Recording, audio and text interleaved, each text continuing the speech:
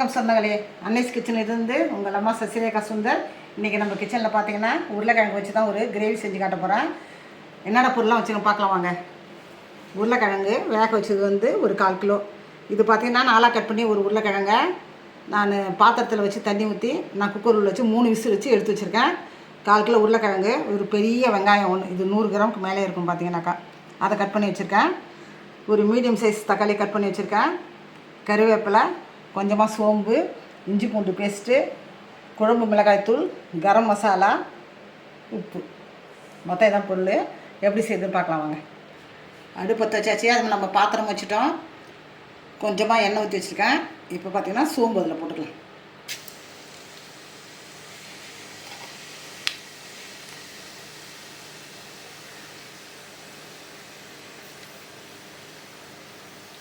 சோம்பு பொரியும் போதே கருவேப்பிலை போட்டுக்கலாம். வெங்காயம் ஆட் பண்ணிக்கலாம்.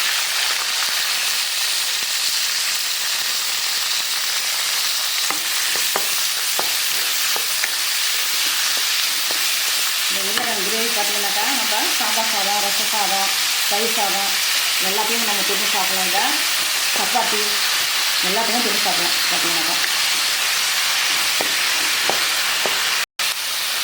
வெங்காயம் வதக்கும் போது பார்த்தீங்கன்னா ஒரு பீஸ் அளவுக்கு இஞ்சி பூண்டு பேஸ்ட் எல்லாம் ஆட் பண்ணிக்கலாம்.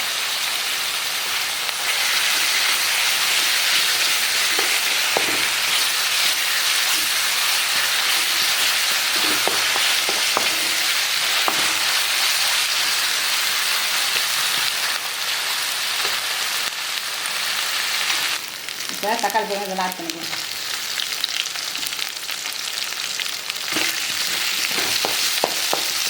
தக்காளி நல்லா வதக்கியாச்சு. இப்போ நம்ம உருளைக்கிழங்கு இதில் ஆட் பண்ணிக்கலாம்.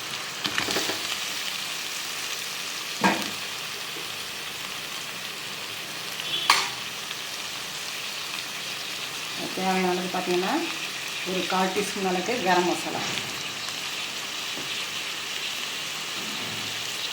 மிளகாத்தூள் பார்த்தீங்கன்னா ஒரு 1/2 டீஸ்பூன்,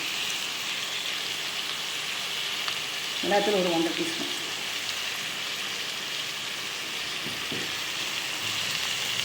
தேவையான அளவுக்கு உப்பு ஆட் பண்ணி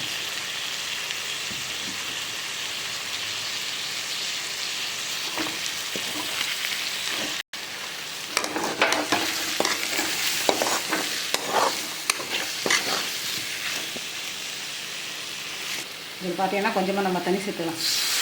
ஏன்னா நம்ம இது கிரேவி மாதிரி சேர்த்துட்டு கொஞ்சமாக தண்ணி உப்புலாம் அப்போ தான் கரையும். தண்ணி நம்ம கலந்தாலும் நல்லா பார்த்தீங்கன்னா உப்புலாம் நல்லா உப்பு எல்லாம் கரையும்.